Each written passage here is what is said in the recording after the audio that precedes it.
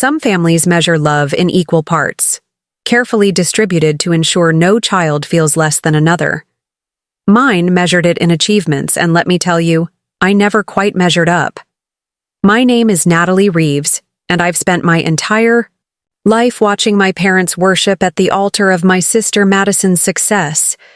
The golden child, the prodigy, the one whose dreams apparently justified sacrificing mine.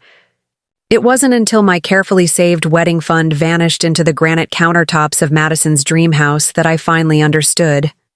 Before we jump back in, tell us where you're tuning in from, and if this story touches you, make sure you're subscribed because tomorrow, I've saved something extra special for you.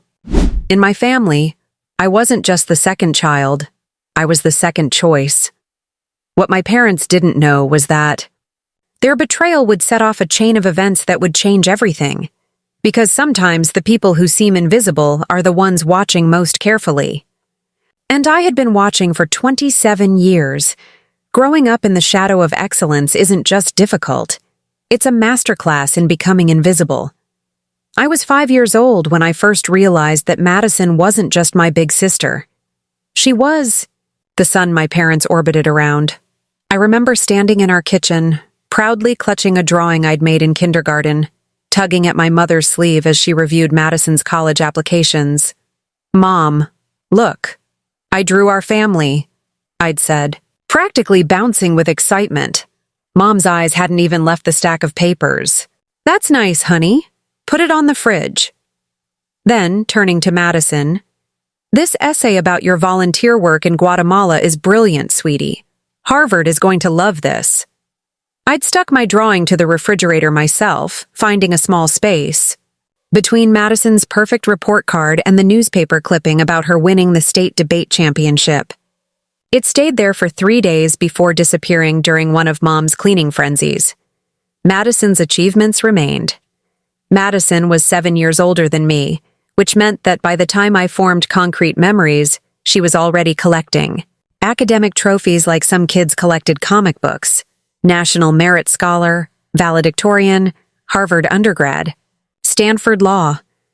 Her path was a constellation of gold stars, each one shining brighter than the last, while I fumbled in the darkness, searching for my own light.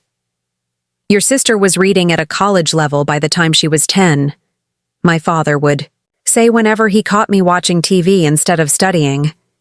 She didn't waste her potential. What no one seemed to understand was that I wasn't wasting anything. I just wasn't Madison. Where she excelled at debate and academic decathlons, I found joy in cooking and photography. While she drafted mock legal briefs for fun, I experimented with fusion recipes and captured the perfect light of sunset through my camera lens.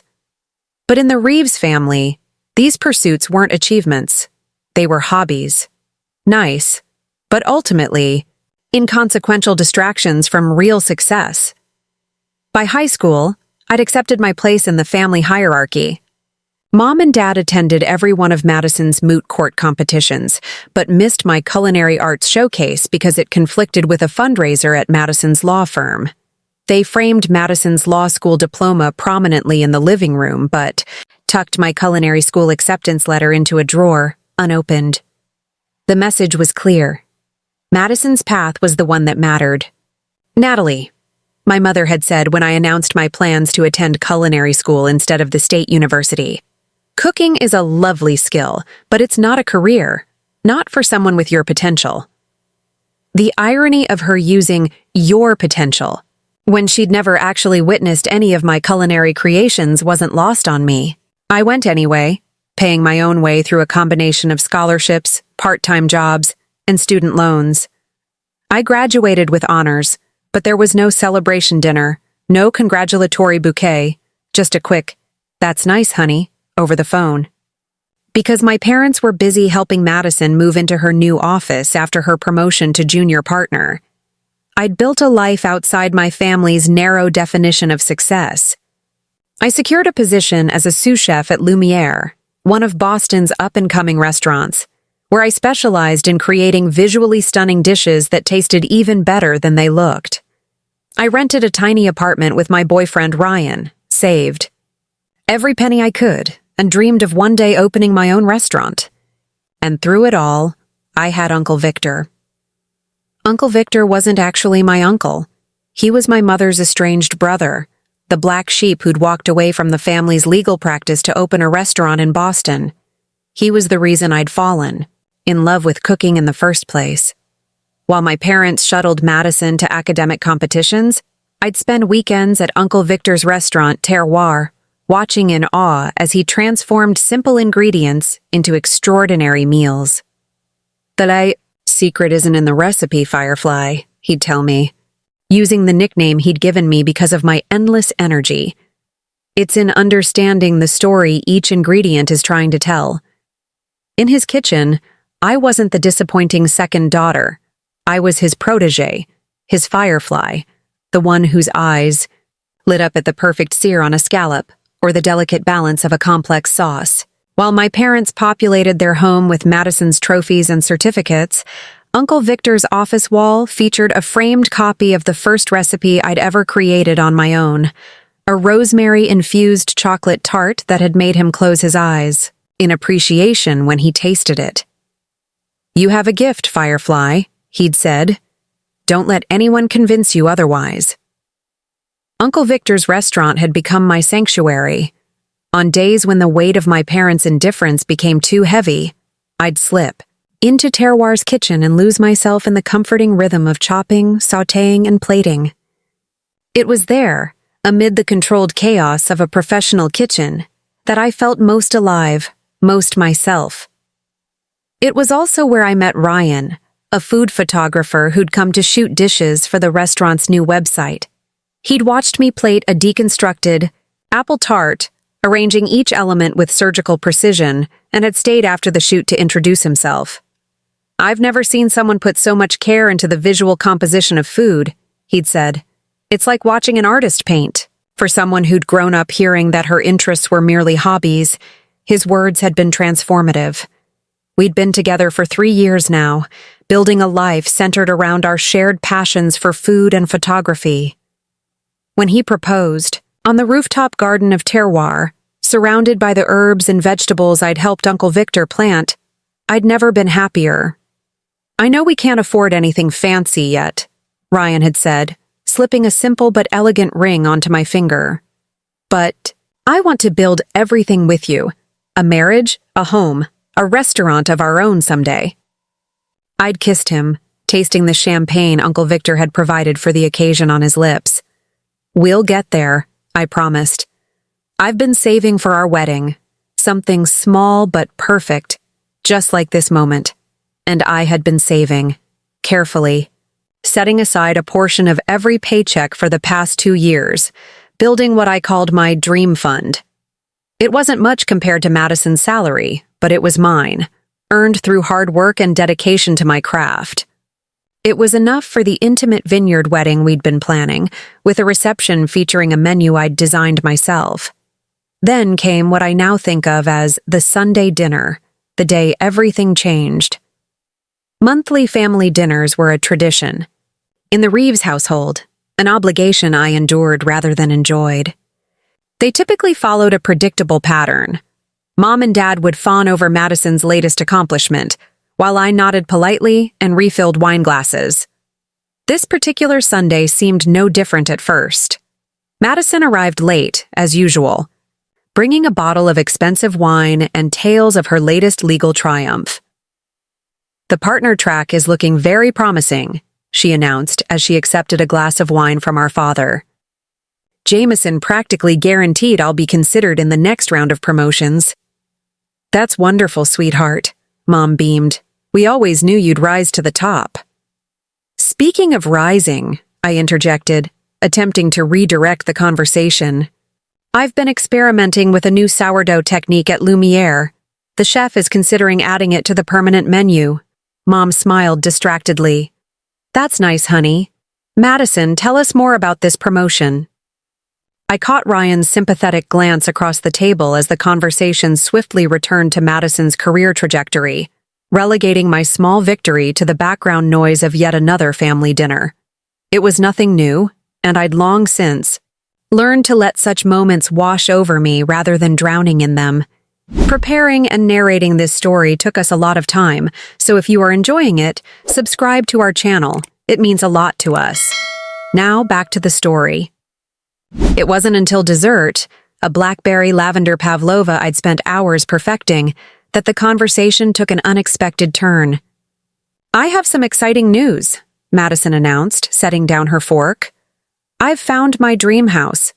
Dad leaned forward, immediately interested. "Where?" "Beacon Hill," Madison replied, pulling out her phone to display photos of a beautifully renovated brownstone. "It's perfect. 4 bedrooms, a gourmet kitchen, and a small garden. I can walk to the office." "It's gorgeous," Mom breathed, scrolling through the images. "But Beacon Hill must be—" "Expensive," Madison finished. "Very. That's why I wanted to talk to you both. The down payment is substantial, and with my student loans, I'm a bit short." I felt a knot form in my stomach. I'd heard this tone before, the carefully casual way Madison approached our parents when she wanted something significant. It had preceded her request for a new car in high school, additional funds for her apartment in law school, and the loan for her European vacation after passing the bar. "How short?" Dad asked, already reaching for his phone as if preparing to transfer funds on the spot. "About 70,000, Madison replied, and I nearly choked on my pavlova. $70,000. It was an astronomical sum to me, more than 2 years of my salary at Lumiere. I exchanged a glance with Ryan, both of us thinking the same thing. Who asks for $70,000 as casually as borrowing a cup of sugar? "That's a significant amount," Mom said, though her tone suggested concern rather than refusal. "I know," Madison nodded. "But this opportunity won't last. The market in Beacon Hill is incredibly competitive. If I don't secure it now, someone else will." I watched as my parents exchanged one of their silent communications, a look that contained an entire conversation invisible to everyone else. "We might be able to help," Dad finally said. "We have some investments we could liquidate." My mind immediately went to their retirement funds, which I knew they'd been carefully building for years. The thought of them compromising their future, security for Madison's dream house, made my chest tighten with anxiety. "Dad, no," I interjected. "You shouldn't touch your retirement accounts." He waved away my concern. "We have other options. Actually," Mom added, glancing at me briefly before returning her attention to Madison. "There's your wedding fund, Natalie." The words hung in the air, heavy and unthinkable. My wedding fund. The money I'd been saving for years, carefully deposited. Into the account my parents had offered to manage for me to get a better interest rate. The fund that represented countless double shifts, catering gigs, and passed-up vacations. "My wedding fund?" I repeated, hoping I'd misheard. "You and Ryan haven't set a date yet," Mom continued casually, as if she were suggesting I loan Madison a dress rather than my entire financial future. "And it's just sitting there. Madison needs it now, and you can always save up again." The key. Calm, matter-of-fact way she offered up my dreams to Madison felt like a physical blow. I looked to my father, expecting, hoping he would object, but he was nodding thoughtfully. "That could work," he agreed. "We could transfer it tomorrow." "Wait," I said, finding my voice despite the shock. "That's my money. I've been saving for years." Mom's expression tightened slightly. "Technically, the account is in our names. We opened it when you were still in culinary school, remember?" I did remember. I'd been so grateful for their offer to help manage my savings, viewing it as a rare sign of support for my future. It had never occurred to me that they might see those funds as a family resource rather than my personal savings. "But it's still my money," I insisted, aware that my voice was rising. "Every dollar in that account came from my paychecks." "Natalie," Dad's tone held a warning, "your sister has a once-in-a-lifetime opportunity. This house is an investment in her future." "And my wedding isn't an investment in mine?" I countered. Madison, who had been unusually quiet during this exchange, finally spoke. It's not like you need something elaborate, Nat. Your wedding will probably be small anyway, right? Something casual at Uncle Victor's restaurant, maybe? The dismissive way she reduced my carefully laid plans to something casual made my hands shake with anger. Ryan reached for my hand under the table, a silent show of support. "We're getting married at Willow Creek Vineyard," he said firmly. "We've been planning it for over a year." "Plans change," Mom said with a tight smile. "And family helps family. Madison would do the same for you. Would she?" I wondered. Would Madison ever sacrifice something she'd worked years for to benefit me? The answer echoed in the silence that followed. "So that's it?" I finally asked. "You're just taking my wedding fund and giving it to Madison? Don't I get a say?" "Natalie," Dad sighed, using the same tone he'd used when I was a child throwing a tantrum. "Don't be dramatic. You can still have a wedding. Just scale back your expectations or push the date until you can save up again." "Scale back," I repeated numbly. Right. The rest of dinner passed in a blur. I served my carefully crafted pavlova while Madison continued, showing photos of the brownstone, pointing out where she'd place furniture and the renovations she planned to make. Renovations that would be funded by my stolen dreams. I smiled mechanically, answered questions automatically, and excused myself as soon as politeness allowed. Later that night, lying awake beside Ryan, I stared at the ceiling of our tiny apartment, replaying the evening's events in my mind. "I can't believe they're doing this," Ryan whispered, his arm wrapped around me protectively. "It's your money." "Is it?" I wondered aloud. "Mom's right. The account is in their names. Legally, they can do whatever they want with it." "That doesn't make it right," he insisted. "We should fight this." But what was there to fight? I had no legal claim, no recourse beyond appealing to the same parents who had just casually sacrificed my dreams for Madison's. The same parents who had been prioritizing Madison for as long as I could remember. "I need to talk to Uncle Victor," I said finally. If anyone would understand the depth of this betrayal, it would be him. As the family outcast, he knew better than anyone what it felt like to have your worth calculated and found wanting. The next morning, I called in sick to Lumiere for the first time in my 3 years there and headed straight to Terroir. Uncle Victor was where he always was at 9 a.m., in his office, reviewing invoices and planning the day's specials. One look at my face told him everything he needed to know. "They did something," he said, not a question, but a statement of fact. He cleared a space for me on the worn leather couch that had been my refuge through countless family disappointments. I sank into it, suddenly exhausted despite the 3 cups of coffee I'd consumed since dawn. "They're giving my wedding fund to Madison for a down payment on a house." Uncle Victor was silent for a long moment, his weathered face unreadable. Then he reached into his desk drawer and pulled out a bottle of aged bourbon and 2 glasses. "It's not even 10 a.m., I pointed out. "Some conversations require bourbon regardless of the hour," he replied, pouring us each a finger. "Tell me everything." And so I did. About the Sunday dinner, Madison's brownstone, my parents' casual reallocation of my future. About the years of saving, the dreams of a perfect wedding day, the vineyard already tentatively booked. About the crushing realization that in the economy of my family's love, I would always be bankrupt. Uncle Victor listened without interruption, occasionally sipping his bourbon. When I finally fell silent, he set his glass down with a decisive thunk. "This ends now," he said, his voice quiet but resolute. "I've watched them do this to you for 27 years, Firefly. I've watched them pour everything into Madison, while leaving you to fend for yourself. I've held my tongue because it wasn't my place to interfere, but this crosses a line." He stood up and walked to the small safe hidden behind a framed photo of Terroir's opening day. I'd always assumed it contained the restaurant's important documents and emergency cash. As he dialed the combination, he glanced over his shoulder at me. There's something I've been wanting to tell you for a long time, Firefly. Something about your future and about mine. He swung the safe door open, removing a thick manila envelope. And it seems like today is finally the day. The manila envelope landed on the desk between us with a weight that seemed too substantial for paper. Uncle Victor remained standing, his usually relaxed posture now rigid with contained emotion.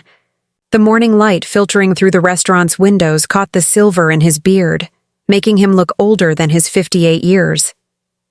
6 months ago, I was diagnosed with stage 3 pancreatic cancer, he said, the words falling like stones into still water. The bourbon in my glass trembled as my hand began to shake. What? No, that's not possible. You're fine. You're here working, running terroir. My voice broke, unable to complete the desperate denial. He sat down beside me on the worn leather couch, taking the glass from my unsteady grip before I could spill it. I've been undergoing aggressive treatment. That's why I've been closing the restaurant on Mondays and Tuesdays these past few months. I shook my head, trying to make sense of this revelation. I'd noticed the changed schedule, of course, but had attributed it to economic necessity or perhaps a well-deserved reduction in his punishing work hours. Why didn't you tell me? I whispered, the hurt of this secrecy almost as sharp as the news itself. Uncle Victor's weathered hand covered mine. Because you would have put your life on hold to take care of me, Firefly. You would have sacrificed everything. Your position at Lumiere, your time with Ryan, your wedding plans, all to sit beside a grumpy old man during chemo sessions. He was right. I would have done exactly that. But that's what family does. Real family, he corrected. Gently. Not the kind that takes your dreams to fund someone else's. He tapped the manila envelope. The doctors are cautiously optimistic. The treatment seems to be working, shrinking the tumors. But this experience has clarified certain priorities, made me reevaluate what matters, what doesn't, and what I want my legacy to be. The word legacy hung in the air between us, freighted with implications I wasn't ready to consider. Legacy meant after. Legacy meant gone. I stood up abruptly, needing movement to process the tornado of emotions whirling inside me. Does Mom know? I asked, pacing the small confines of the office. A shadow crossed Uncle Victor's face. Your mother and I haven't spoken meaningfully in 15 years, Natalie. Not since your grandfather died, and I refused to sell my portion of the family property to fund her law firm expansion. This was news. To me. I knew there was tension between them, evidenced by Mom's pointed absence from family gatherings at Terroir and her thinly veiled criticism of Victor's bohemian lifestyle choices. But I'd never known the specific cause of their estrangement. What family property? I asked, suddenly realizing how little I knew about my mother's side of the family. Uncle Victor smiled, though it didn't reach his eyes. Your grandfather owned a sizable piece of land in Cambridge, prime real estate. When he died, he left it to both of us equally. Your mother and me. She wanted to sell it all to expand the family law practice. I wanted to open a restaurant. He gestured around him. This restaurant. The pieces clicked together. So Terroir is built on your half of the inheritance. He nodded. Your mother never forgave me for what she saw as prioritizing my hobby over the family business. Sound familiar? It did. Painfully so. The pattern of my mother's dismissal of my culinary ambitions wasn't new. It was a continuation of her treatment of her own brother. But that's not the point right now, Uncle Victor continued, redirecting our conversation to the envelope. The point is what's in here, and what it means for you. With hesitant fingers, I picked up the envelope and unfastened the metal clasp. Inside were stacks of legal documents, financial statements, and photographs. The top document was a deed to Terroir itself, but as I leafed through the pages, I found more. Property deeds, bank statements, investment portfolios. Each one bore the name Victor Reeves. but many had recent amendments or transfer documents attached with my name. Natalie Reeves, that clearly indicated. I don't understand, I said, looking up at him in confusion. Terroir isn't just a restaurant, Firefly. It's the cornerstone of what I've built over the past 15 years. The success of this place allowed me to invest in other properties, other restaurants, even a small vineyard outside the city. He reached over and flipped to a photograph of a rustic stone building surrounded by neatly trellised grapevines. Blackbird Vineyard, just bought it last year. I recognized it immediately. It was Willow Creek's sister property, just a few miles from where Ryan and I had planned to hold our wedding. It's beautiful, I said softly. It's yours, he replied simply. Or it will be, along with Terroir and everything else. I've restructured all my holdings into a trust, with you as the primary beneficiary and trustee. The room seemed to tilt slightly, the familiar surroundings suddenly alien. Victor, no, you can't do this. This is your life's work, your legacy. Exactly. He nodded. My legacy. And what better legacy than to ensure it passes to someone who understands its value? Someone who will continue to build on what I've started? His eyes, so like my mother's in color but infinitely warmer, held mine steadily. You're that someone, Natalie. But your treatment, the medical expenses. I began, my practical nature attempting to reject this overwhelming gesture. He waved, away my concern. All provided for. The trust is structured to ensure my care is covered regardless of outcome. But beyond that, everything goes to you. Effective immediately, you're a partner in all my business ventures, with full control upon my retirement. The pause before the last word spoke volumes about what kind of retirement he was preparing for. I sank back onto the couch, documents clutched in my trembling hands. This is too much. It's not nearly enough, he countered. Not after watching how they've treated you all these years. Not after hearing about what they did yesterday. He took a deep breath, seeming to center himself. There's something else you should know. Something I've held back, hoping your mother would eventually do the right thing. The solemnity in his voice made me straighten, instinctively bracing for another revelation.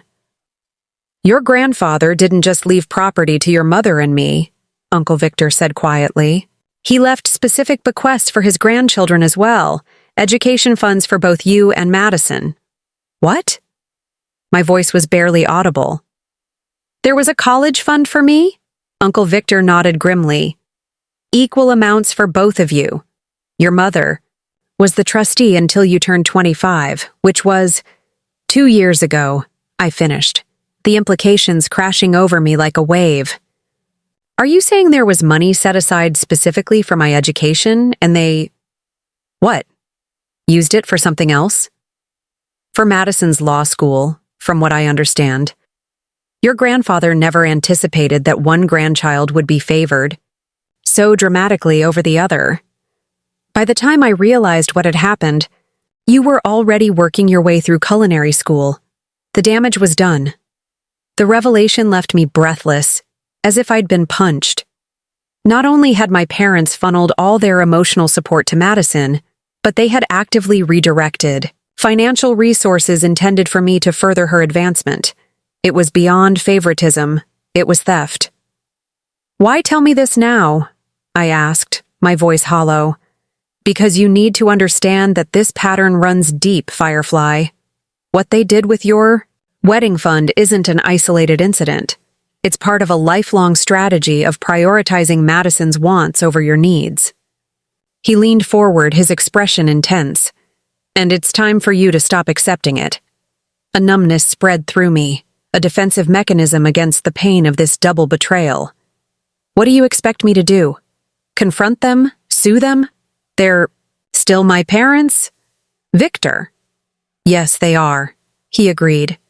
But being your parents doesn't give them the right to keep taking from you. The wedding fund is the final straw. It's your money, earned through your hard work. If you don't stand up now, This pattern will continue for the rest of your life.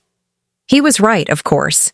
If I remained silent about this latest injustice, I would be tacitly approving their behavior, giving them permission to continue treating me as an afterthought.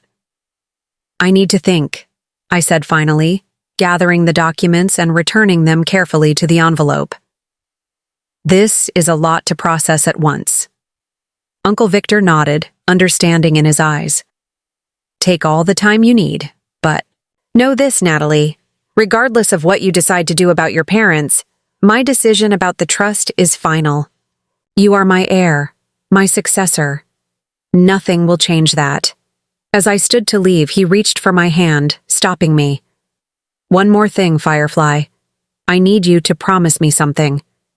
Anything, I replied without hesitation. Promise me you'll have your wedding exactly as you've dreamed it. Don't scale back. Don't compromise. Don't settle for less than what you've worked for. Promise me. The intensity in his gaze made my throat tighten with emotion. I promise, I whispered. Good. He squeezed my hand once before releasing it. And to help ensure that promise is kept, there's a wedding present in the bottom of that envelope. Consider it an advance on your inheritance. Curious, I reached into the envelope and extracted a bank check tucked into the very bottom.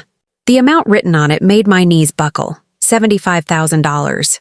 More than enough to replace my stolen wedding fund and then some. Uncle Victor, I began, but he cut me off with a raised hand. No arguments, no guilt, just a promise kept. I left Terroir that morning with the envelope clutched to my chest, mind reeling from revelations that had fundamentally altered my understanding of my family and my place within it. The crisp spring air did little to clear my thoughts as I walked aimlessly through Boston's streets, trying to make sense of everything I'd learned. Uncle Victor was dying, potentially, though fighting hard.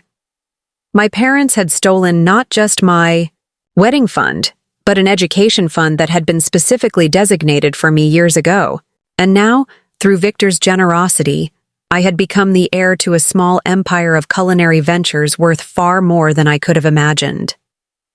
By late afternoon, I found myself at the harbor, watching boats bob gently in the marina. My phone had been buzzing consistently, texts from Ryan wondering where I was, a message from Chef Laurent asking if I'd be in for the dinner service, even one from Madison thanking me for understanding about the house situation. I ignored them all, needing, this time, to process. The diagnosis, the inheritance, the betrayal. Each revelation was significant enough on its own. Together, they formed a seismic shift in the landscape of my life. But as I watched the tide roll in, a strange calm began to settle over me. For the first time, I saw my family dynamic with perfect clarity, not as the flawed but well-intentioned system I'd convinced myself it was, but as the fundamentally unbalanced arrangement it had always been. Madison wasn't just the favored child. She was the only child who mattered. My parents hadn't just overlooked my achievements. They had actively undermined my opportunities to ensure Madison's advancement. The pattern was as consistent as it was cruel, and recognizing it in its entirety was oddly liberating. As the sun began to set, casting long golden reflections across the harbor, I made a decision. There would be no confrontation, no dramatic showdown with my parents, at least not yet. Such theatrics would only feed into their narrative of me as the emotional, immature daughter, in contrast to Madison's poise and rationality. Instead, I would do something far more radical. I would proceed with my plans as if their betrayal had never happened. Ryan and I would have our vineyard wedding exactly as planned. I would continue my work at Lumiere while beginning to take on responsibilities at Terroir, learning the business side from Uncle Victor while I still could. I would build my future on my own terms, without reference to my parents' approval or Madison's overshadowing presence. But there would be one significant change. I would no longer participate in the fiction that we were a normal family with natural ebbs and flows of attention and affection.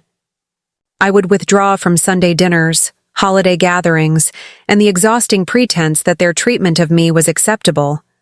I would love them from a distance, wish them well, but protect myself from further harm. With this resolution, I finally checked my phone. 15 missed calls, 27 text messages. I scrolled through them quickly, responding only to Ryan with a brief, "I'm fine. Meet me at home in an hour. I have a lot to tell you." The walk back to our apartment was brisk, energized by my newfound clarity. By the time I reached our building, Ryan was already there, pacing anxiously in our small living room. "Where have you been?" he demanded as soon as I walked through the door, worry etched into his features. "I've been trying to reach you all day. Chef Laurent said you called in sick, but you weren't here. And after last night, I thought, I'm fine," I assured him, setting down the envelope and shrugging off my jacket. "I've been with Uncle Victor, and you're right. After last night, things aren't okay. But they will be." Over the next hour, I shared everything. Victor's diagnosis, the trust, the revelation about my grandfather's bequest, and my decision about how to proceed. Ryan listened without interruption, his expression shifting from concern to shock to quiet anger, as the full extent of my parents' betrayal became clear. "I knew they favored Madison," he said when I'd finished, "but this goes beyond favoritism. This is systematic." "It is," I agreed, "and I'm done with it. We're having our wedding at Willow Creek, exactly as planned. Uncle Victor insists on covering it as an early inheritance gift." Ryan's brow furrowed. "Are you sure? Using Victor's money feels like what? Like accepting a gift from someone who genuinely cares about my happiness? Like taking back what should have been mine to begin with?" I shook my head firmly. "I've spent my entire life settling for less than I deserved because asking for more seemed selfish. I'm not doing that anymore." A slow smile spread across his face. "Okay then, Willow Creek it is." "But there's more," I continued, drawing a deep breath. "Uncle Victor doesn't have much time left, and he's offering me something beyond money, a legacy, a future built on his foundation, terroir, the vineyard, everything.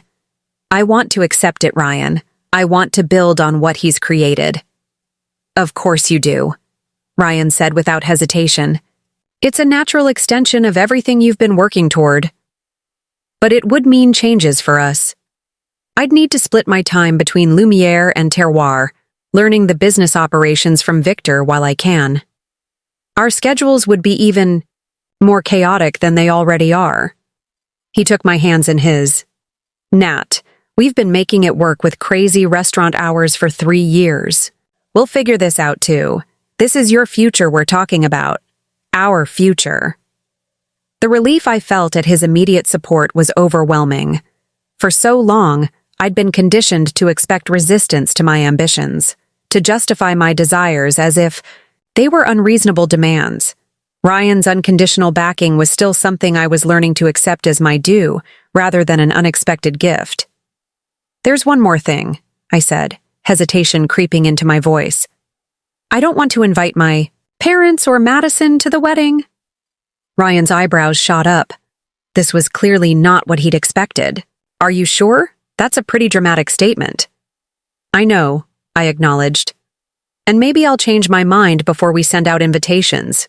But right now, I can't imagine celebrating the happiest day of my life surrounded by people who have consistently devalued that life, who have literally stolen from me to benefit someone else."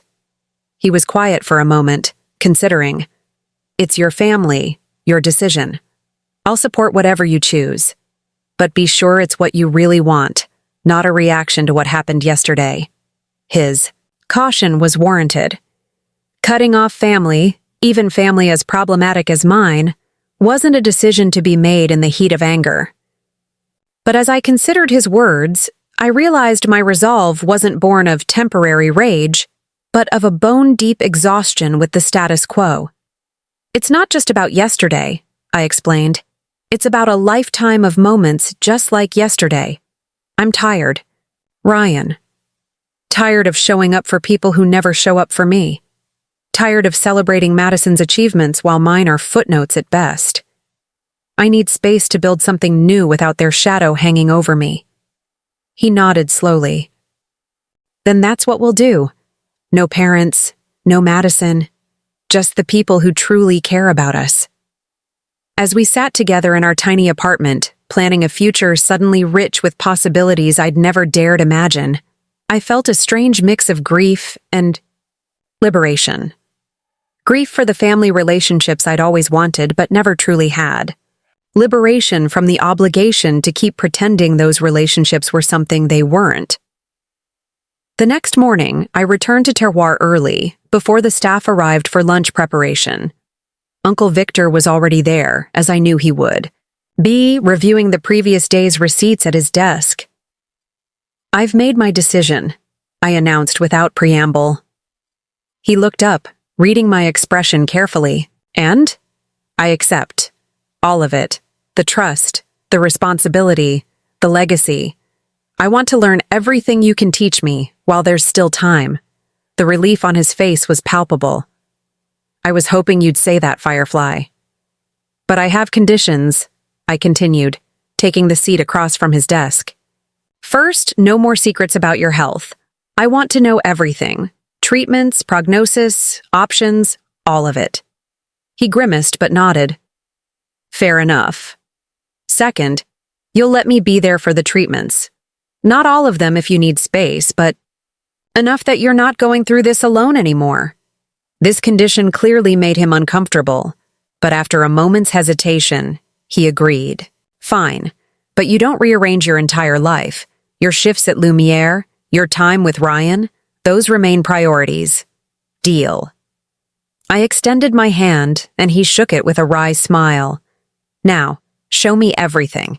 I want to understand exactly what I'm inheriting and how it all works together." For the next 3 hours, Uncle Victor walked me through the complex web of businesses and investments he'd built over 15 years. Terroir was just the cornerstone. There were also 2 smaller cafe concepts in neighboring towns, the newly acquired Blackbird Vineyard, a specialty food import business, and minority stakes in several other culinary ventures across New England. Together, they formed a surprisingly robust empire that generated annual revenues well into 7 figures. "I had no idea," I said, somewhat stunned by the scope of his operations. "That was intentional," he admitted.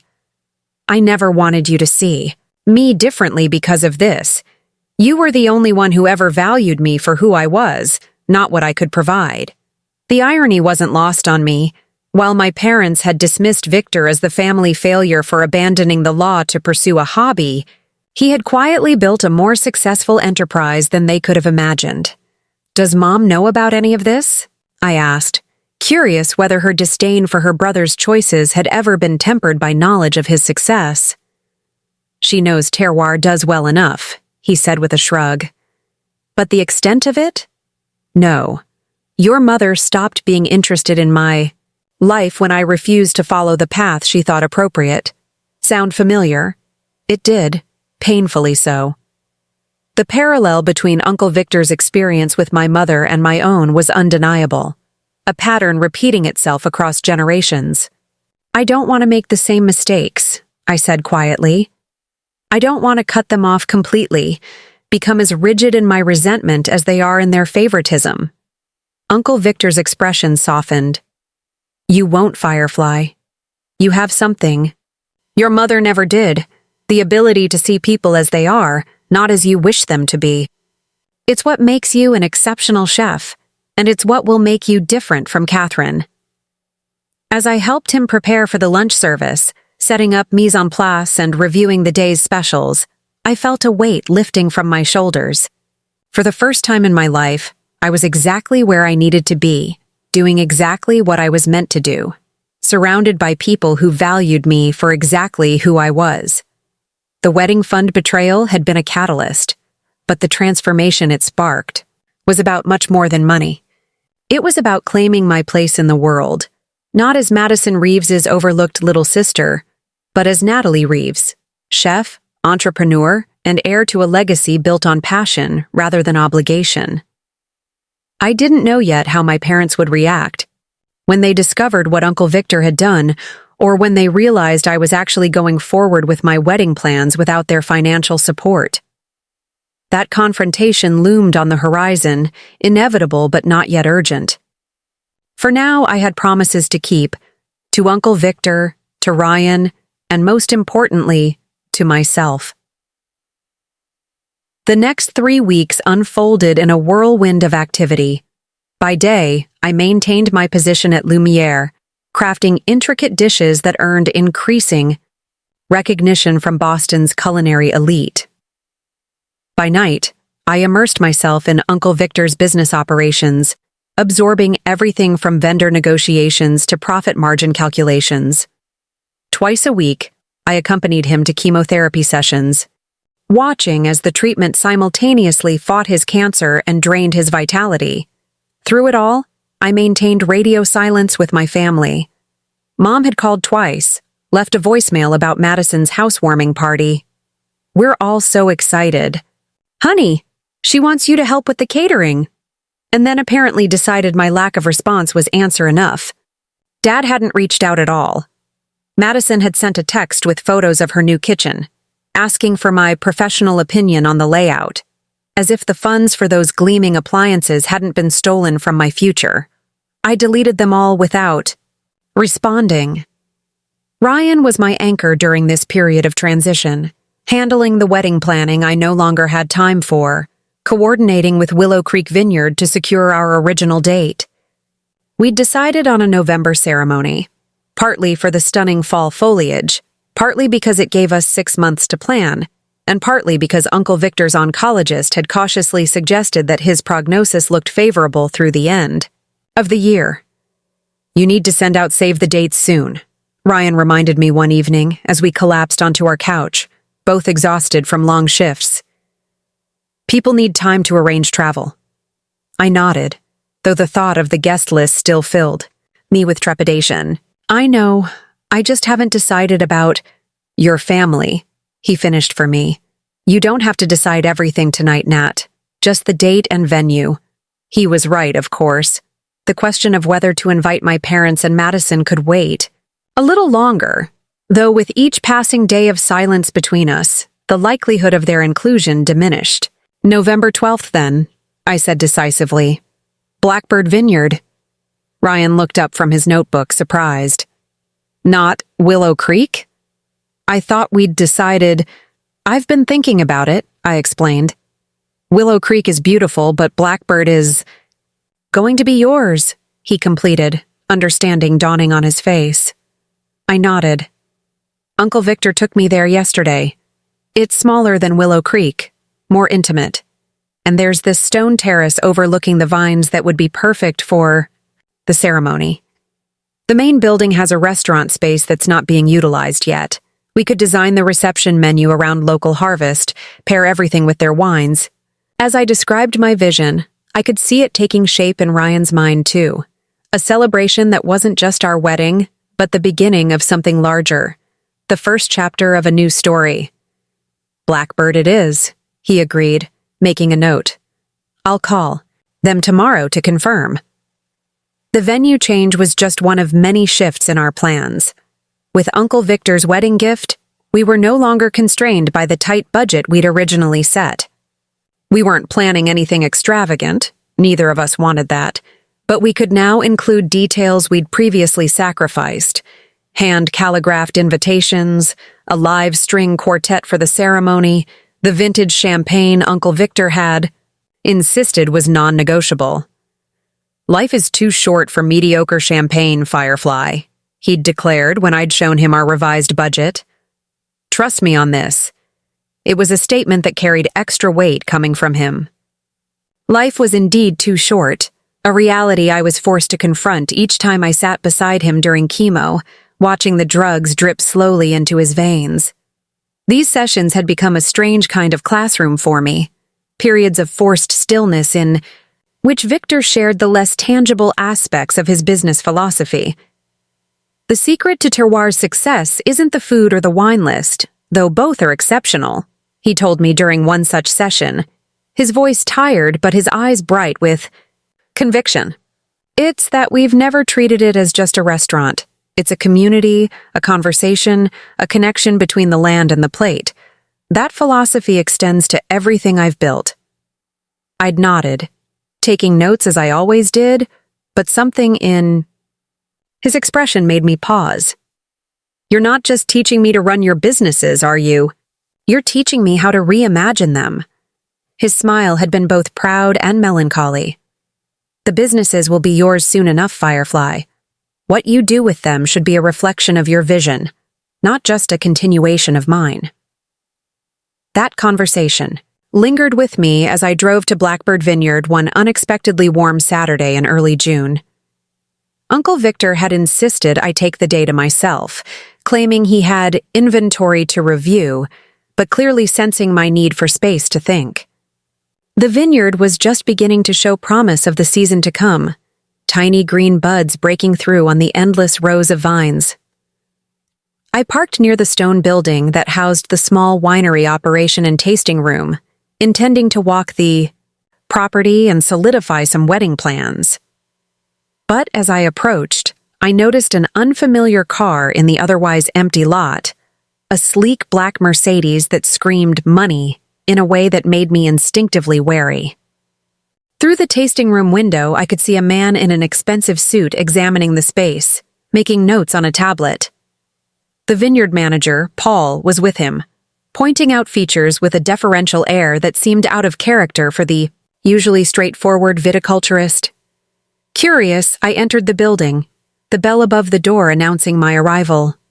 Both men turned, Paul's expression shifting from professional courtesy to visible relief. Natalie, perfect timing, he greeted me, a hint of desperation in his tone. This is Mr. Harrington from Meridian Hospitality Group. He's interested in the property. The suited man extended his hand, his smile not quite reaching his calculating eyes. James Harrington, are you with the current ownership? I hesitated, uncertain how to define my role. Technically, I wasn't yet the owner, though the trust made it clear I soon would be. In a manner of speaking, I replied carefully, shaking his hand. I'm Natalie Reeves, Victor Reeves's niece and business partner. Recognition flickered across Harrington's face. Ah, Ms. Reeves, your uncle mentioned you might be joining the business, though he didn't specify in what capacity. The phrasing struck me as odd. You've spoken with my uncle? Several times over the past few months, Harrington confirmed, his tone suggesting this should not have been news to me. We've been discussing the potential acquisition of Blackbird by Meridian. The vineyard would make an excellent addition to our luxury hospitality portfolio. I struggled to maintain a neutral expression despite the shock of this revelation. Uncle Victor had never mentioned any potential sale of Blackbird. Quite the opposite. He'd spoken of it as an integral part of the legacy he was leaving to me. I see, I managed, meeting Paul's apologetic gaze briefly before returning my attention to Harrington. And how are those discussions progressing? Harrington's smile widened fractionally. Very well, I'd say. We're in the final stages of due diligence. Your uncle seems eager to complete the sale before. He paused delicately. Well, given his health situation, the casual reference to Uncle Victor's illness, delivered with such corporate detachment, sent a chill through me. How much did this man know about our family circumstances? And more importantly, why was Victor selling a property he'd explicitly included in my inheritance? If you'll excuse me, I said, fighting to keep my voice steady. I need to make a call. Outside, I leaned against my car, phone pressed to my ear as I waited for Uncle Victor to answer. When he finally did, his voice was weaker than usual, strained, with the fatigue that often followed his treatments. Firefly? Everything okay at Blackbird? You tell me, I replied, unable to keep the accusation from my tone. I just met James Harrington, who seems to think he's buying the vineyard. The vineyard where I'm supposed to be getting married. The vineyard you said was part of my inheritance. There was a long pause, followed by a heavy sigh. I was going to tell you once the details were finalized. Tell me what exactly? That you're selling off pieces of the trust you supposedly created for me? That the wedding venue we've been planning is about to belong to Meridian Hospitality Group? My voice rose despite my efforts to remain calm. It's not that simple, Natalie. Come back to Terroir. We need to talk about this in person. I'm not leaving until I understand what's happening, I insisted. Paul is giving Harrington a tour of the property right now. Our property. Another sigh, this one edged with resignation. Look in the back office at Blackbird. Behind the painting of the old French vineyard, there's a safe. The combination is 112763. Your birthday, I noted automatically. Just look. Firefly, then come see me. The call ended, leaving me with more questions than answers. I made my way back to the building, careful to avoid Harrington and Paul, who had moved their tour to the production facility. The back office was small and utilitarian, dominated by a desk stacked with logbooks and viticulture references. The painting Uncle Victor had mentioned hung on the far wall, a pastoral scene of a vineyard in Burgundy, the colors rich with afternoon light. Behind it, as promised, was a small wall safe. I entered the combination with trembling fingers, half afraid of what I might find. The lock disengaged with a soft click, and the door swung open to reveal a single manila envelope, similar to the one Victor had given me weeks ago, but noticeably thicker. Inside was a dizzying array of documents, financial statements, legal agreements, property deeds. But unlike the trust documents, which had been straightforward enough for me to understand, these were complex, filled with legal terminology that made my head spin. What I could decipher, however, made my blood run cold. The first document was a series of medical bills from Massachusetts General Hospital, totaling well over $300,000, far more than I'd realized Victor's treatment was costing. The second was a letter from an oncologist I didn't recognize, referencing an experimental treatment protocol and its significant financial requirements. The third was a loan agreement with Meridian Hospitality Group using Blackbird Vineyard as collateral. The picture these documents painted was devastatingly clear. Uncle Victor's cancer treatment was far more expensive than he'd let on, likely. Not covered by insurance due to its experimental nature. He'd taken a loan from Meridian, offering Blackbird as security. And now, unable to repay, he was being forced to sell. My hands shook as I gathered the documents, a strange mix of relief and horror washing over me. Relief that Victor wasn't simply going back on his promise. Horror at the desperate situation he'd concealed from me. The drive back to Boston passed in a blur, my mind racing with calculations and possibilities. By the time I reached Terroir, a plan was taking shape, not fully formed, but driven by a fierce determination that surprised even me. I found Uncle Victor in his office, looking more tired than I'd ever seen him. The past few weeks had taken their toll, the chemotherapy stripping away his robust energy and replacing it with a fragility that frightened me. "You should have told me," I said without preamble, dropping the envelope on his desk. He didn't pretend to misunderstand. Would it have made a difference? The treatment costs what it costs, Natalie. Selling Blackbird is the only option. It's not, I countered, taking the seat across from him. Not anymore. Uncle Victor raised an eyebrow, a shadow of his usual skepticism. Enlighten me. I've been learning the business, just like you wanted, and I've noticed some things. I pulled out my own notebook, flipping to the pages of observations I'd been compiling. Terroir operates at a 22% profit margin, which is exceptional for a restaurant. But your distribution model for the import business is outdated, with redundancies. That cost nearly $50,000 annually. His expression shifted from skepticism to surprise. You've been analyzing the operations that closely? I told you I was taking this seriously. I turned to another page. The cafes are underperforming not because of their concepts, but because of inconsistent management. and Blackbird's direct-to-consumer wine club has only 46 members when comparable vineyards in the region average over 200. These are all valid observations, Victor acknowledged, but addressing them would take time we don't have. The next round of treatment starts next week, and Meridian wants an answer on Blackbird by Monday, so we counteroffer. I leaned forward, the plan solidifying as I spoke. I've talked with Ryan. We can liquidate our savings, about $30,000. Not much, but it's a start. The wedding fund you gave me, we can redirect most of that. And Lumiere's owner has been trying to buy out my contract for months so he can promote his nephew. That's another potential source. Uncle Victor stared at me, a complex mixture of emotions crossing his face. You'd sacrifice your wedding, your career prospects, your savings, all to keep Blackbird? Not just to keep Blackbird, I corrected him. To maintain your legacy intact, to ensure you get the treatment you need, and yes, to secure our wedding venue. I attempted a smile, though it felt wobbly.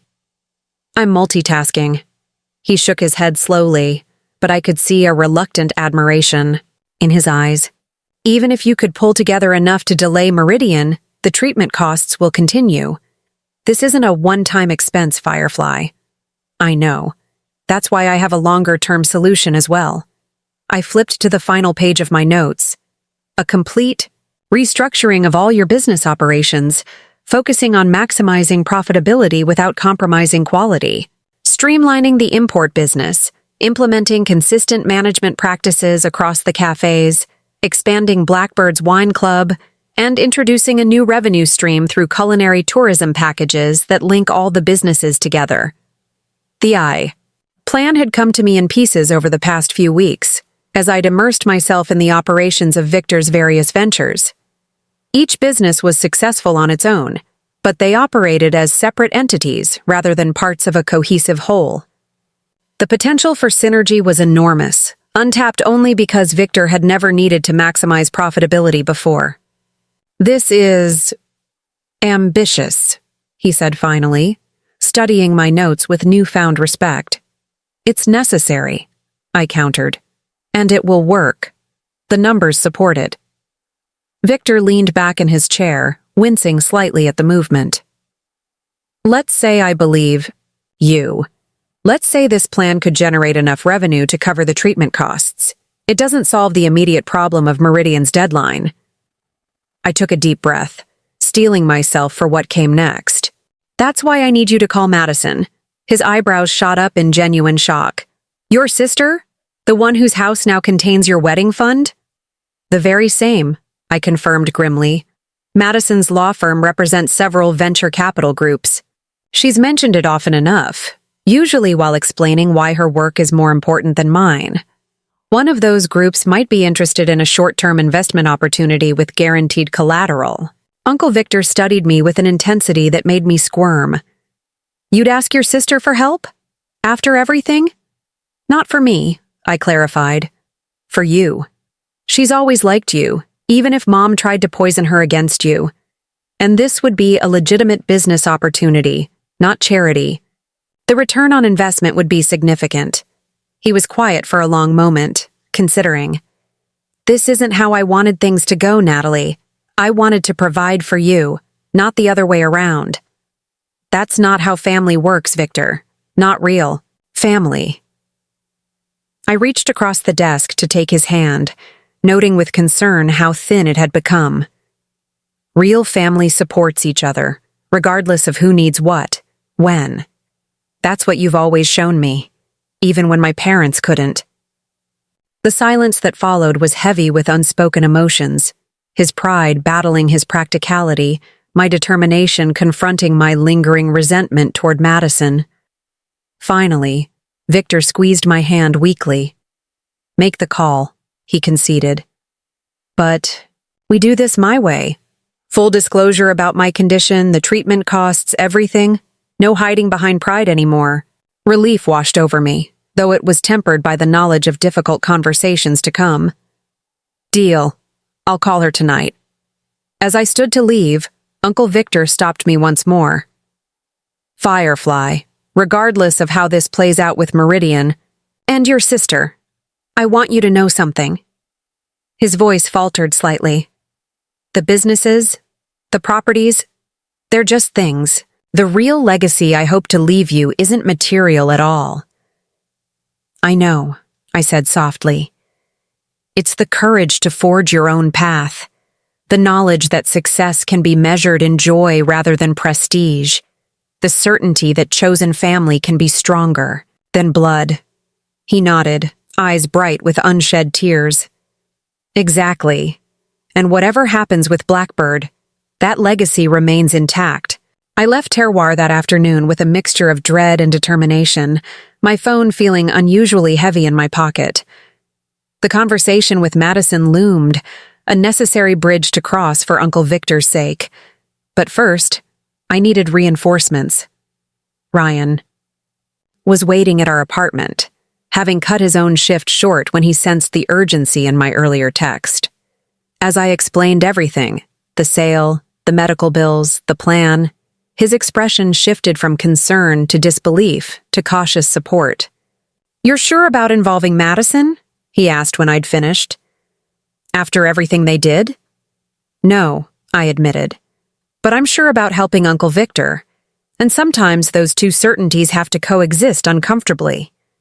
Ryan pulled me into a hug, his familiar warmth steadying me. "Then we'll face it together. All of it. Madison, the restructuring plan, the wedding venue challenges. Whatever comes, we've got this." His confidence bolstered mine, and as I picked up my phone to make the call that would inevitably reconnect me with the family I'd been avoiding, I felt a strange sense of peace. Whatever happened next, whether Madison helped or hindered, whether Blackbird remained part of our future or became a casualty of circumstance, I was no longer defined by my family's perception of me. The phone rang once, twice, 3 times before Madison's voice answered, surprised but controlled as always. "Natalie, this is unexpected." I took a deep breath, Ryan's hand reassuring on my shoulder.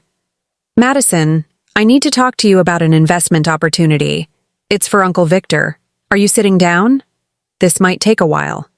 As I began to explain, I realized that regardless of her response, I had already discovered the most valuable part of Uncle Victor's legacy: the courage to fight for what matters, even when it means facing the very people who taught you to believe you never could. Madison selected the restaurant, an overpriced steakhouse in downtown Boston, where leather-bound menus didn't list prices, and private dining rooms ensured discretion.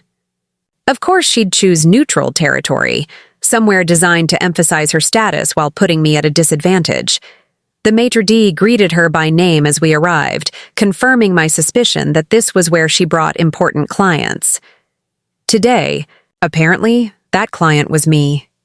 Natalie. Madison nodded as I slid into the booth across from her. She looked exactly as I remembered: expertly highlighted hair, tailored blazer, subtle makeup that highlighted her features while appearing effortless. The perfect corporate attorney. "You're looking tired." "Busy," I corrected, refusing to be baited. "Thank you for meeting me on such short notice." A waiter materialized beside us, offering cocktails. Madison ordered a dirty martini without hesitation. I asked for sparkling water. I needed clarity for this conversation. "So," Madison began once. We were alone again. "Your message mentioned something about Uncle Victor and an investment opportunity. I have to admit, I'm curious." Her tone was carefully neutral, but I detected an undercurrent of genuine interest. Despite everything, Madison had always maintained a soft spot for Victor, perhaps because he was the only family member who treated us with equal regard. I took a deep breath and laid out the situation without embellishment. Victor's experimental. Cancer treatment, the financial strain, Meridian's impending takeover of Blackbird, and my proposed restructuring plan. Throughout my explanation, Madison listened with the focused attention she usually reserved for legal briefs, asking occasional clarifying questions about revenue projections and collateral details. "Let me make sure I understand," she said when I'd finished. You want me to help secure a bridge loan of $350,000 to buy out Meridian's claim on Blackbird, using the property itself as collateral. In return, the investor would receive quarterly payments at 8% interest, plus a 5% equity stake in the restructured business operations. That's right, I confirmed, impressed despite myself at how quickly she'd grasped the financial structure. The timeline shows profitability improvements beginning in Q2, with complete loan repayment possible within 3 years. Madison took a deliberate sip of her martini, studying me over the rim of the glass. Why come to me, Natalie? After what happened with the wedding fund, I'm the last person I'd expect you to ask for help. The directness of the question caught me off guard. I'd prepared for evasion, defensiveness, even denial, not this blunt acknowledgement of the elephant in the room. This isn't about me, I said finally. It's about Uncle Victor. He needs this treatment, and he needs to keep his businesses intact to fund it long term. Your connections could make that happen. But there are other attorneys with venture capital connections, she pressed. Why specifically reach out to the sister who benefited from your stolen wedding fund? I met her gaze directly. Because despite everything, you're family. And I hoped, that might still mean something. Madison set down her glass with deliberate precision, her expression unreadable. For a moment, I thought she might refuse, outright. Then, to my surprise, she pulled a sleek leather portfolio from her briefcase and opened it, revealing detailed notes. I've already spoken with 2 potential investors, she said, her tone shifting to brisk professionalism. Whitman Ventures seems most promising. They specialize in hospitality and culinary businesses with growth potential. Their managing partner is a wine enthusiast who's expressed particular interest in the vineyard component. I blinked, momentarily speechless. You've already started the process? But I only called you yesterday. A hint of a smile crossed Madison's face. I'm very good at my job, Natalie. That's not ego, it's fact. When you presented a legitimate business opportunity, I treated it with appropriate urgency. Thank you, I managed, genuinely grateful for her efficiency despite my lingering resentment. Don't thank me yet, she cautioned. Whitman will want to meet Uncle Victor, tour the properties, review the books in detail. Their due diligence is thorough. That won't be a problem. Victor has nothing to hide. Madison hesitated, toying with her olive pick. There's something else. Whitman typically requires a personal guarantee from a principal, someone legally bound to repay if the business cannot. Given Victor's health situation, they'll want that guarantee to come from you. The implications settled heavily in my stomach. If the restructuring plan failed, if Victor's condition worsened, if any number of variables went sideways, I would be personally liable for repaying hundreds of thousands of dollars I didn't have. I understand, I said, the words tasting of both fear and determination. I'll sign whatever's necessary. Madison's expression softened fractionally. This is a significant risk, Natalie. Are you certain it's worth it? The question seemed to encompass more than just the financial gamble. Was Victor's legacy worth fighting for?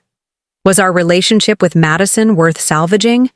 Was my own independence worth potentially compromising? Yes, I said simply. It is. She nodded once, a decisive movement. Then I'll arrange the meeting. With Whitman for next week. She paused, then added, no legal fee. Consider it my contribution. The gesture, small but meaningful, hung between us. Not quite an apology, but perhaps an acknowledgement that some rebalancing of accounts was due. Before I could respond, Madison's phone chimed with a message.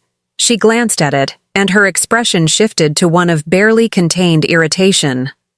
Mom and Dad are on their way here, she said, looking up with an uncharacteristic flash of uncertainty.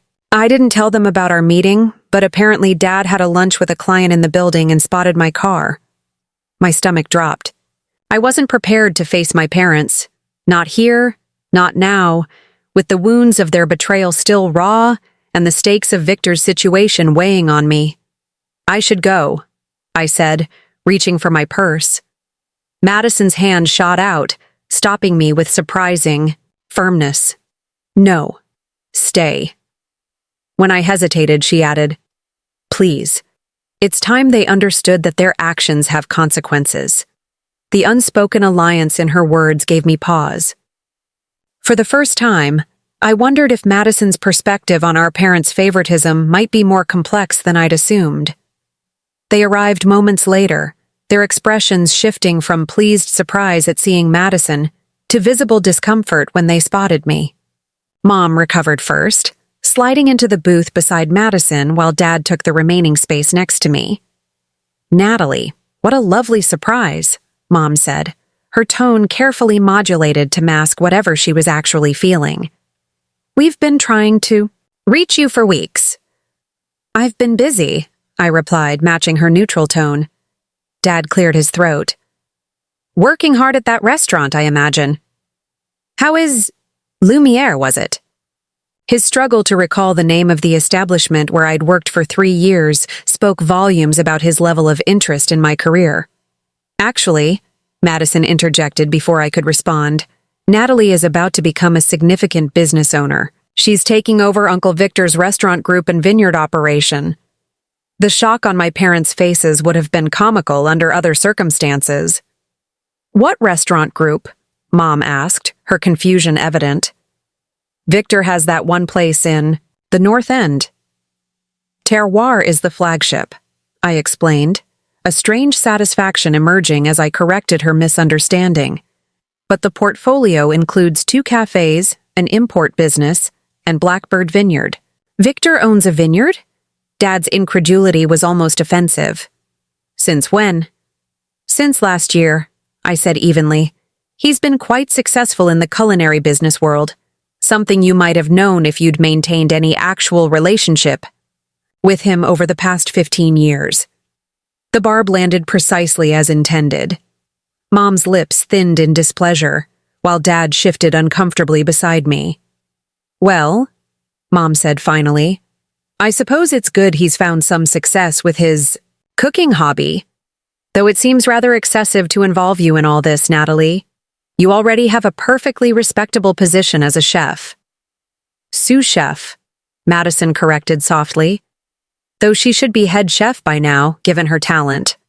The unexpected defense from Madison momentarily threw me. I shot her a questioning glance, but she was focused on our mother, whose expression had hardened. Be that as it may, Mom continued. Taking on business responsibilities requires certain skills that what, Mom? I interrupted my patience, finally fraying. That I don't have? That only Madison possesses? Is that why it was acceptable to take my wedding fund for her house down payment? Because her needs automatically outweigh mine? The directness of the accusation silenced the table. Dad stared fixedly at his water glass, while Mom's face flushed with a mixture of embarrassment and defiance. That was a family decision, she said stiffly. Madison needed... Actually, Madison interrupted, her lawyer's precision evident in each carefully chosen word. It wasn't a family decision. It was your decision, and Dad's. You never consulted me about using Natalie's fund for my down payment. This revelation hit me like a physical blow. You didn't know? Madison met my gaze directly. Not until after the fact. They told me they'd reallocated some family resources to help with the house. I didn't realize those resources were specifically your wedding savings until that dinner. And you didn't say anything? I couldn't keep the accusation from my voice. I should have, she acknowledged, genuine regret coloring her tone. I justified it by telling myself you hadn't set a date yet, that my need was more immediate. It was wrong, and I'm sorry. The apology, unexpected and unequivocal, momentarily rendered me speechless. In all our years growing up together, I couldn't recall Madison ever admitting fault so directly. Mom's expression had shifted to alarm. Madison, there's no need to... Yes, there is, Madison cut her off firmly. What you did was wrong. What? I did by accepting it was wrong. Natalie deserves to hear that acknowledged. Dad finally spoke, his voice uncharacteristically subdued. We thought we were making the best decision for the family. Madison's career trajectory. Stop, I said, the words sharp enough to halt his justification mid-sentence. Just stop. My entire life you've used that excuse, what's best for the family, when what you really meant was, what's best for Madison. You took my college fund, redirected Grandpa's bequest, and now my wedding savings. There's a pattern here, and it ends today. The quiet force of my declaration seemed to reverberate in the private dining room. Mom's face had drained of color, while Dad looked genuinely shaken. "What are you saying, Natalie?" Mom asked, her voice barely above a whisper. "I'm saying that I'm done accepting scraps of attention and support. I'm done being the afterthought in this family. I'm building my own path now, with Victor's businesses, with Ryan, with people who value me for who I actually am." Madison nodded subtly, the gesture almost imperceptible but unmistakably supportive. "As for the wedding fund," I continued, gathering strength with each word, "consider it my final contribution to the family's Madison fund. I won't be asking for it back. But I also won't be inviting either of you to my wedding this November." The pronouncement landed like a thunderclap. Mom's eyes widened in shock, while Dad's face crumpled in what appeared to be genuine distress. "You can't mean that," Mom protested. "We're your parents." "Yes, you are," I agreed. "Biology made you that. But your choices have consistently shown where your priorities lie. I'm simply adjusting my expectations accordingly." The waiter chose that moment to appear, cheerfully oblivious, to the tension crackling around our table. "Are we ready to order?" "Actually," I said, rising from the booth, "I have another appointment. Madison, I'll call you tomorrow about the Whitman meeting." I turned to my parents, summoning a calm I didn't entirely feel. "Mom, Dad, I wish you—" "Well, I truly do. But I need to focus on people who have proven they'll be there for me when it matters." As I walked away, I heard Dad call my name once, the sound trailing off as I reached the restaurant's entrance. Outside, the summer afternoon was bright and warm, the city humming with activity around me. I took a deep breath, feeling lighter than I had in weeks despite the emotional intensity of the confrontation. My phone buzzed with a text from Madison. "They're leaving." That was impressive. "Whitman confirms for Tuesday at 10. I'll be there." The message was followed by another, sent separately. "For what it's worth, I am sorry. Not just about the money, about all of it." I stared at the screen, unsure how to respond to this unexpected olive branch from the sister I'd spent a lifetime competing with and resenting. Finally, I typed, "Tuesday at 10. Thank you for your help. And Madison? I'm sorry too. For assuming you knew. For not seeing that they put you in an impossible position too." Her response came quickly. "Different impossible positions. But yes. See you Tuesday." As I made my way through the crowded streets toward Terroir, where Uncle Victor would be waiting to hear how the meeting had gone, I realized something profound had shifted within me. The confrontation with my parents hadn't gone as planned. Nothing ever did with family, but it had accomplished something I hadn't anticipated, a first step toward authentic independence. Not the false independence of isolation and resentment, but the true freedom that comes from setting boundaries, speaking truth, and choosing connection with those who earn it. Madison, surprisingly, might be among those people. My parents, at least for now, were not. Uncle Victor's words from weeks ago echoed in my mind. "The real legacy I hope to leave you isn't material at all." I was beginning to understand exactly what he meant. The transformation of Blackbird Vineyard happened more rapidly than any of us anticipated. 2 weeks after our meeting with Whitman Ventures, during which Uncle Victor had charmed the managing partners despite his obvious fatigue, the funding was secured. 3 days later, we formally declined Meridian's purchase offer. By the end, of July, the restructuring plan I'd drafted was in full implementation. The physical changes to the property were the most visible. We converted the rarely used tasting room into a small farm-to-table restaurant featuring seasonal menus built around the vineyard's wines. The stone terrace was enhanced with pergolas and climbing roses to create an intimate wedding venue space. The aging wine barrels were repurposed into striking light fixtures and furniture pieces, giving the entire property a cohesive aesthetic that blended rustic charm with contemporary elegance. But the operational changes were where the real magic happened. By centralizing purchasing across all of Victor's businesses, we negotiated better terms with vendors. By implementing consistent management practices throughout the restaurant group, we reduced staff turnover. By launching a comprehensive Taste of New England culinary tourism package linking terroir, the cafes, and Blackbird, we created a revenue stream that capitalized on the growing foodie tourism market. The August numbers are in, I announced, one morning, entering Uncle Victor's hospital room with my laptop tucked under my arm. His latest round of treatment had been particularly grueling, requiring an extended inpatient stay. Despite the sterile surroundings, he'd insisted on maintaining regular business meetings, claiming they gave him something more interesting than blood counts to focus on. "And?" he prompted, adjusting his bed to a sitting position. The treatment had taken an obvious toll. His once robust frame now gaunt, his complexion ashen, but his eyes remained sharp and engaged.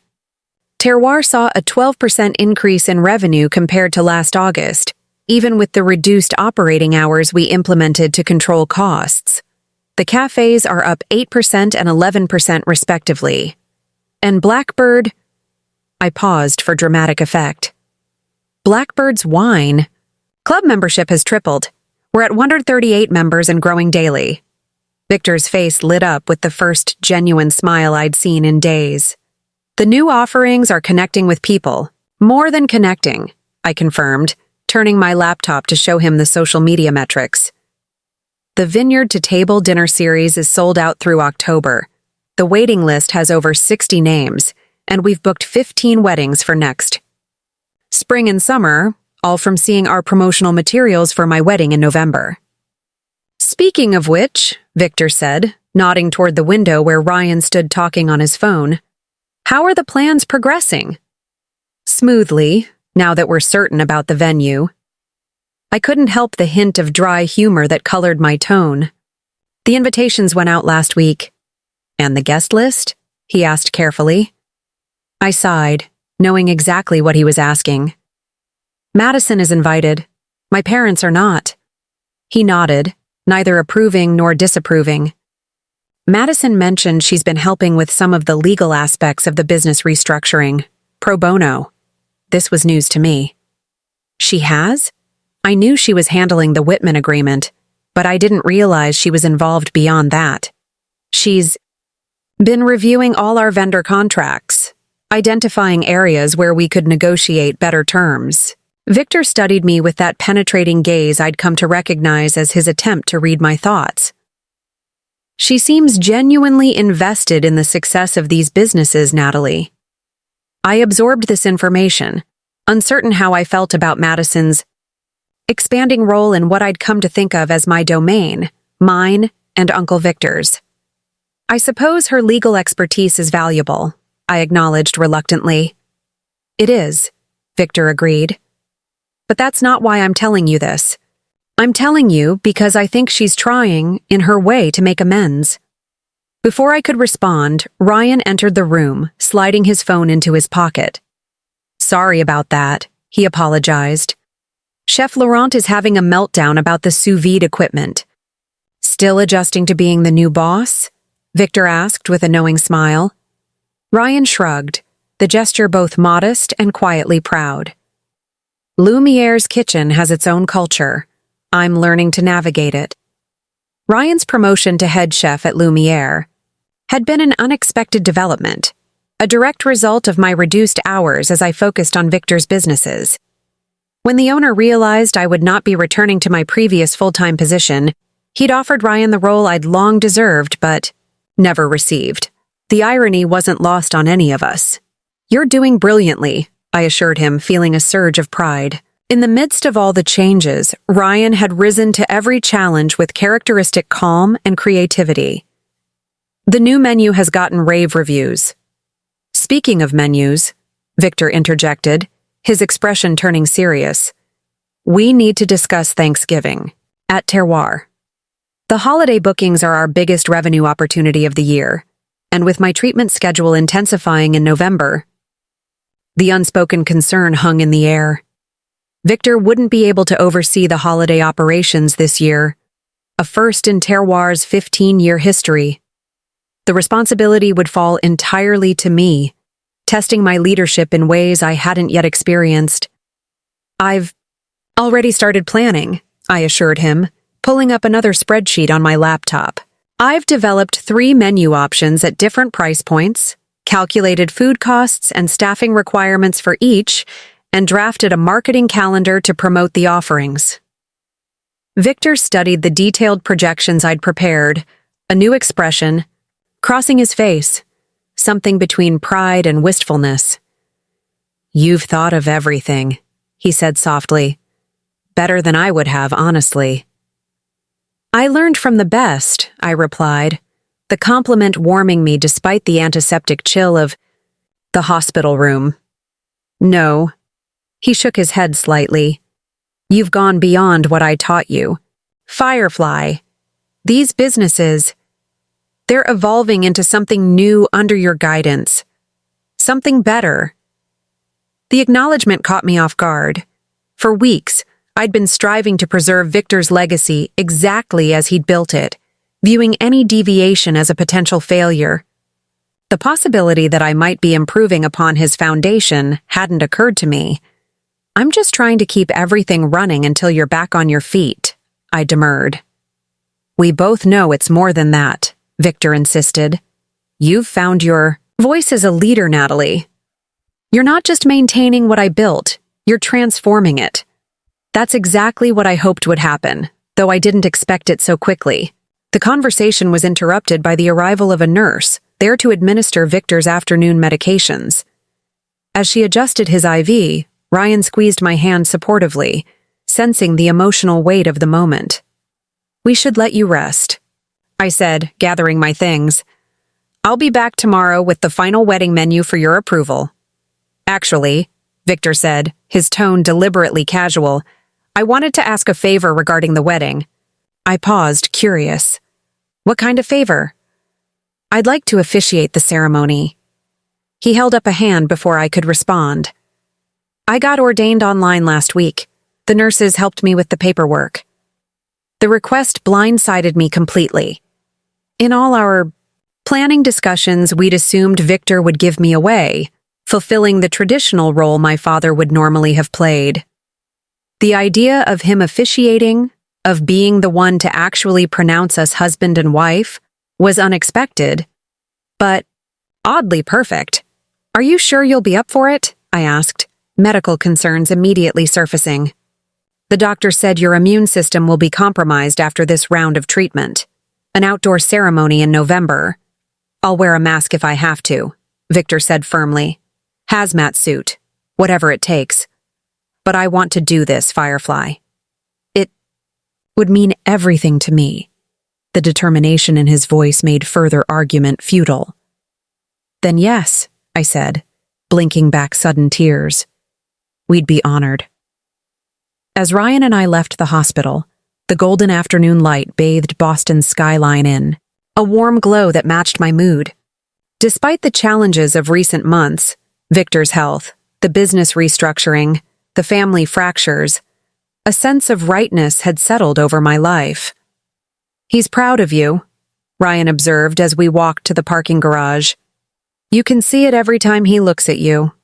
"I'm proud of him," I replied. "Fighting so hard, staying engaged with the businesses even from a hospital bed.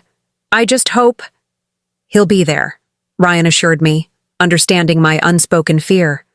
"For our wedding, for Thanksgiving at Terroir, for all of it. He's not going anywhere." "Yet," I nodded.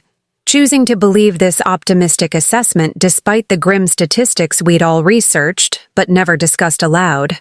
The experimental treatment was showing promising results, but pancreatic cancer remained a formidable opponent.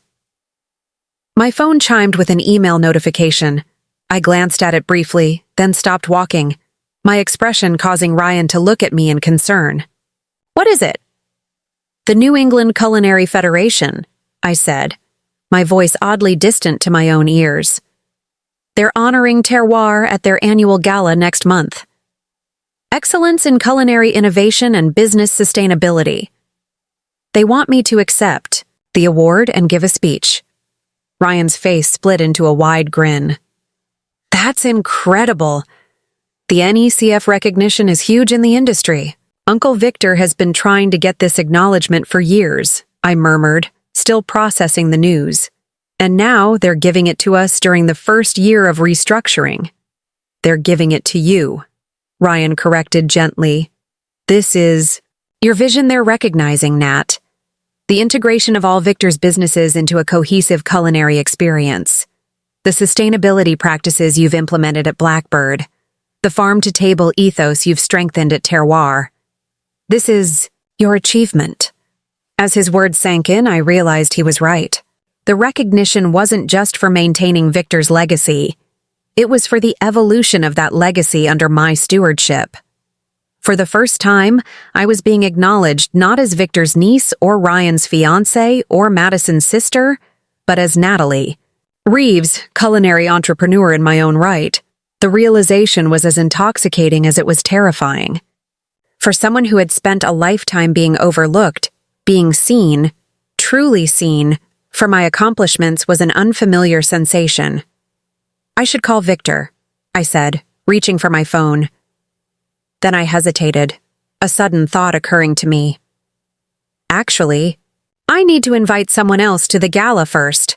Ryan raised an eyebrow, clearly surprised. "Who?" I smiled, the decision crystallizing with unexpected clarity. "Madison. I think it's time we had a real conversation about the future. Hers, mine, and the unexpected ways they might intersect. The path forward wouldn't be simple. Family wounds didn't heal overnight, and trust, once broken, required time and consistent effort to rebuild. But as I composed a message to my sister, the first initiated contact since our restaurant confrontation, I realized I was finally writing my own story, one undetermined by old patterns or others' expectations. And in that story, perhaps there was room for reconciliation alongside independence, for family bonds redefined on new, more equitable terms. The morning of my wedding dawned with the kind of crystalline November clarity that New England saves for its most perfect days. From the bedroom window of the small cottage at Blackbird Vineyard, I could see the early sun illuminating rows of dormant grapevines, their bare branches etched against the pale blue sky like an intricate woodcut. "Everything's ready," my friend, and maid of honor, Celia, announced as she entered with coffee. "The tent is heated, the caterers are setting up, and Ryan's been up since dawn making sure the timing for each course is exact." I smiled into my mug. Of course he has. The 6 months since that confrontation with my parents had passed in a whirlwind of activity. Uncle Victor's health had stabilized. Not cured, the doctors cautioned, but responding well enough to the experimental treatment that his prognosis had shifted from months to potentially years. The business restructuring had exceeded even my ambitious projections, with the New England Culinary Federation Award bringing unexpected media attention and a surge in bookings across all properties. And then there was Madison. "Your sister just arrived," Celia mentioned casually, arranging my wedding gown on its hanger. "She brought the contract for the Boston Cafe expansion, said you'd know what that meant." I nodded, unsurprised by Madison's characteristic blending of personal and professional. Our relationship had evolved into something neither of us could have predicted. Not the competitive dynamic of our childhood, nor the strained politeness of our early adulthood, but something new, a cautious collaboration based on mutual respect. for each other's distinct strengths. Madison's legal expertise had proven invaluable as the businesses expanded, while my culinary vision had given her a welcome creative outlet beyond corporate law. We weren't friends exactly, not yet, but we were becoming genuine allies, an outcome I'd never have imagined possible the night my parents gave away my wedding fund. My parents. The thought of them still brought a complicated mix of emotions. They had reached out several times after our confrontation, their approaches evolving from defensive justification to awkward attempts at reconciliation. I had maintained my boundaries firmly, but not cruelly, engaging in brief civil conversations while making it clear that our relationship could not simply revert to its previous patterns. They were not attending today's wedding. That decision had remained firm despite Victor's gentle suggestions that I reconsider. Some wounds needed more time to heal than others. A knock at the cottage door interrupted my reflections.